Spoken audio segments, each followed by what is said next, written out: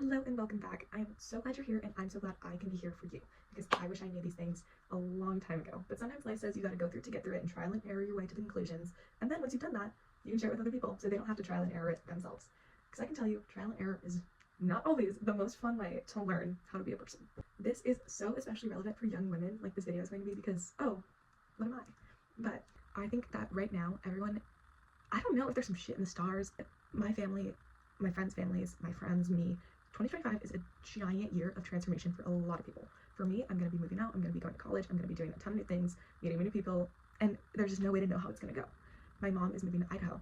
She's never lived anywhere but here. She's not going to know anyone. It's impossible to know. My friends, they're all going to get an apartment. This one's going to trade school, this one's going to here, this one's going to Japan. So there's no way to know where any of us are going to be or what's going to happen to any of us. So I feel like this is a really good year to start off things right. And I think that this is a time in life where a lot of people are trying to find themselves, and a lot of people are dealing with a lot of regrets over not acting on their true values. If you will just spend this year with me, finding your true values, finding out who you are, and growing every single day just a little bit, that it will save you so much heartache and so much regret in the future. Because I am currently seeing so many wonderful women in my life going through a divorce, going through a breakup, going through some sort of scandal or some sort of, financial issue, layoff, unemployment. And these things are causing them to re-examine their lives and come to terms with all the regrets that they have, because it was what was the easiest choice for them at the time, but didn't necessarily reflect them and their values as a person as much as such a major decision as they're reconciling. I feel like a lot of people only get to discover themselves and think about what they want after it's too late, after they're empty nesters, after they're divorced, after they're retired. And I think that if you just spend some time before doing anything, you can live your fullest life. All right, so I want to talk about the second week slump really quick, because it's the second week of January. This is when all the resolutions are not so shiny and new anymore, and it's not that fun. This is the worst it's gonna get, and this is why I'm putting out this video, because if you're in your second week slump and you didn't properly set yourself up for this new year, don't worry, because it's so easy to do, and it's really fun. This is more about being honest and true to yourself. The first thing that you need to do to set yourself up for a successful new year is to curate your vibe and then decide on your habits. So we're going to break those two things down step by step. We're going to talk first about vibe curation, and we're going to talk second about making your habits and making them stick. Okay, vibe curation. This is the corniest phrase I've said in my life, personally. But bear with me, because I don't say corny things lightly. Vibe curation is, to me, the act of putting a mental image in your head at the start of every new year and allowing the tone of that image to guide you in moments of uncertainty. When you're faced with a choice that relates to something you're focused on changing in this new year, think of your image, think about the tone, and from that kind of deduce the right path to take. Okay, what does that mean? Personally, I need to set a tone for my day. I'm very much someone that realizes the energy you put into things is how much fun you're gonna have. So I could be doing the most mundane thing in fucking ever, but I'm gonna go make it a party, because like, why wouldn't I? Why would I have a bad day? Why would I do that? Why would I have a bad time? I wouldn't. And I think that when you can imagine a mental image to you that reflects something that's important to you, you can embody that so much more easily than if you're just thinking, this year I'm gonna be more patient. Instead, imagine yourself standing over someone being stupid with a computer and you're smiling. And imagine that the colors reflect the way you feel in this moment. They're warm and they're bright, and they're, kind of like a little, like a hug of like color. I think that the colors of this image you imagine and the actual image itself are equally important, because I think the color is how like you're gonna feel, like the tone, and the image is the actual action. 2023, I imagined a beach at night.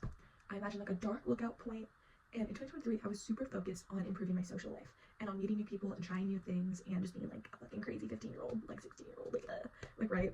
2023 was the craziest fucking year of my life. Okay, because whenever I'd be faced with a choice and I'm sitting in this car and I'm like, should I go home or should I go out with them? I would freaking imagine this viewpoint at night, and I'd be like, yeah, we're rock life, like we're going, like let's fucking do it. I would be like about to get in trouble with my mom. I'd be like, fucking black night, like pier, like the beach, like fuck you, mom. You also need to choose a couple songs that are gonna inform your year. My songs in 2023 were Beamer Boy by Lil Peep, What Once Was by Hers. You can already tell like where this is going. Like it's all like, oh, it's like fucking with that. 2024, I was coming off of a breakup. I had just gotten into like hiking by myself. Well, it was like an interesting year, because I was like, I'm kind of getting by, but I'm also kind of thriving. But also, if this is the peak of my life, I have a shit life. You know what I mean? Like, it wasn't as fun as 2023 by any means. I was not being as crazy. I was being like healthier, like better. Like I was like thinking and shit more.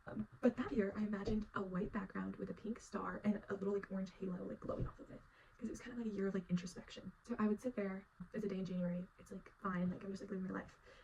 Once you imagine this mental image, you get put in that mental space again, and you're, oh, it's healing time. Oh, I'm gonna go read this book. when you imagine that mental image and you kind of let like the vibes consume you, it's so much easier to just like be that person. The colors, remember, are equally important here. So in the first image, my 2023 image, it was black, it was dark, it was night. So to me that was kind of like devious, like scandal, like let's do some drugs.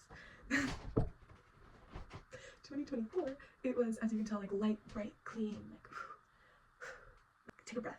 I was kind of going for like, oh, like fresh slate, like canvas. 2025, I'm still struggling to find my image. This is just like personal take. This to me is a year. I've already curated the vibe, but I just need to curate the image of the vibe. The vibe is like an independent exploration, solo, all I have is me, like let's go like live in the world, like freedom.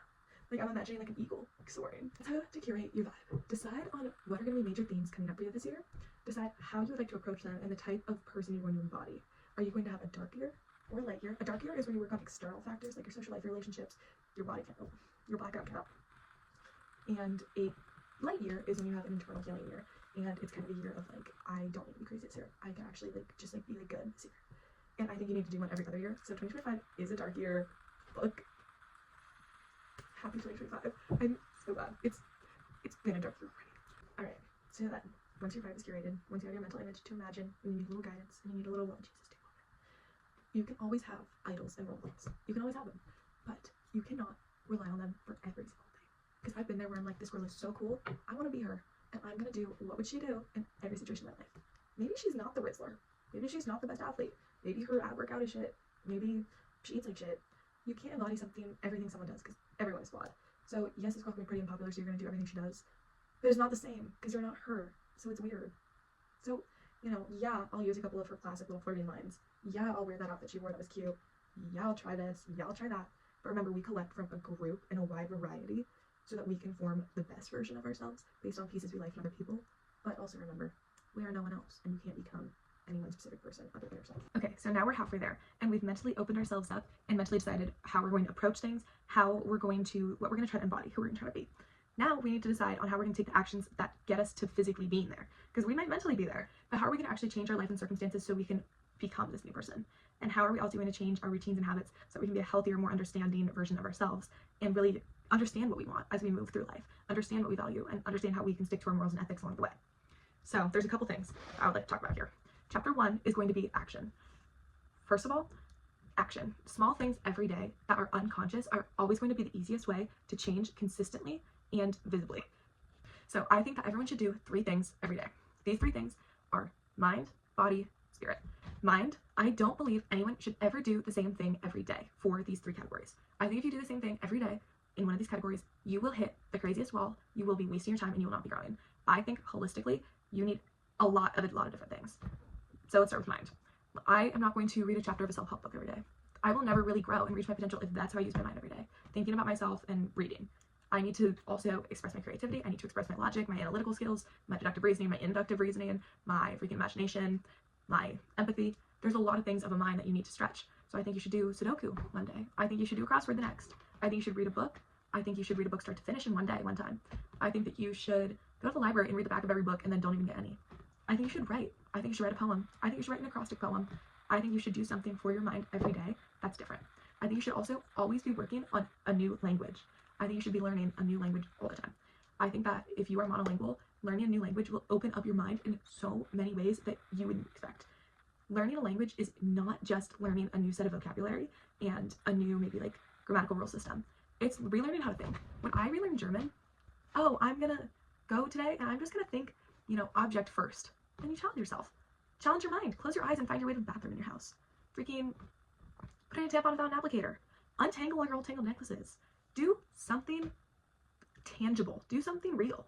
Do something that actually challenges you and isn't automationable. Can't be done by a robot.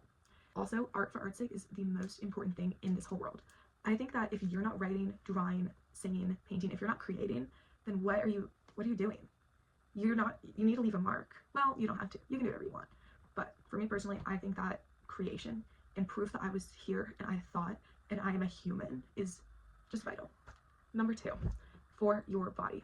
Once again, this is something where diversity of action is key, because if you are just going to do your same yoga stretching routine every day, okay, you stretched your quads, your hamstrings, and you stretched your lats. Like, I don't know. Good. That's great. You're bored though.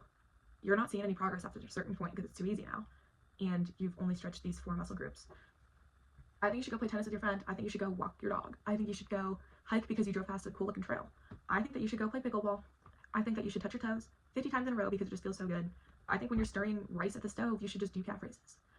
I think you should go to the gym. I think you should do a Pilates class. I think you should just do a wide variety of whatever you're finding fun at the moment.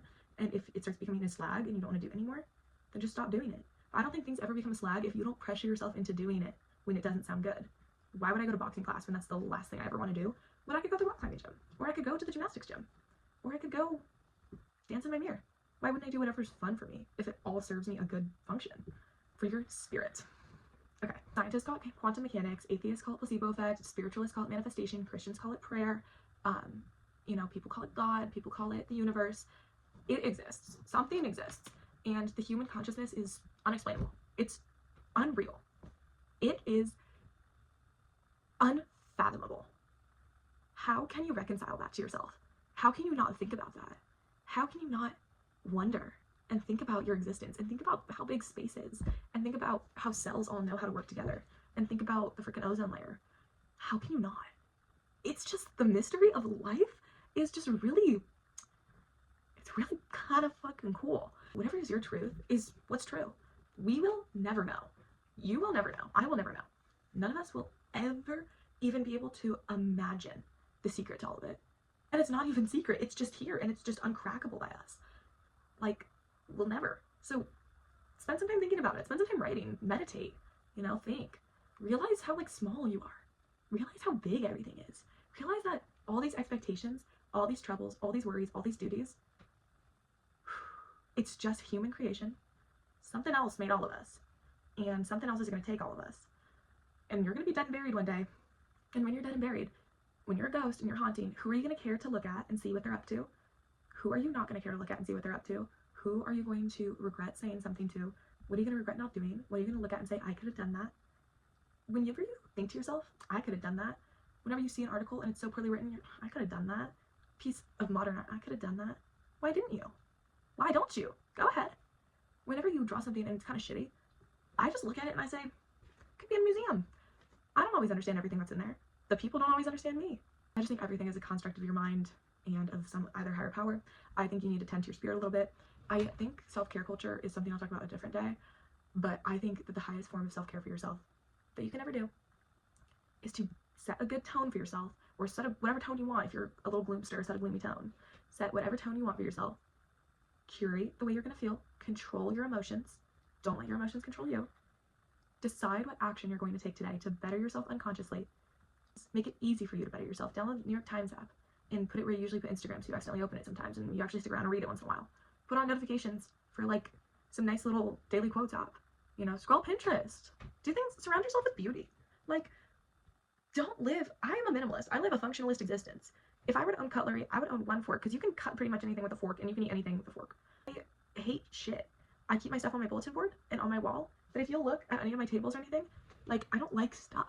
I don't have very much stuff. I don't feel tethered to my physical space, really. I like the idea that I could pick up and go at any moment. And I like the idea that I could pack everything I need in 1 to 2 suitcases at any time. I like not having sentiment. I like not feeling. But I'm here. And I was born to feel. So when I write in my diary what I'm praying for heartbreak. And I'm praying for happiness. And I'm praying for elation and sorrow. And I'm praying for grief and fury. And for ennui. And for restlessness. And for desire. And for lust. It always just does end up coming down to love.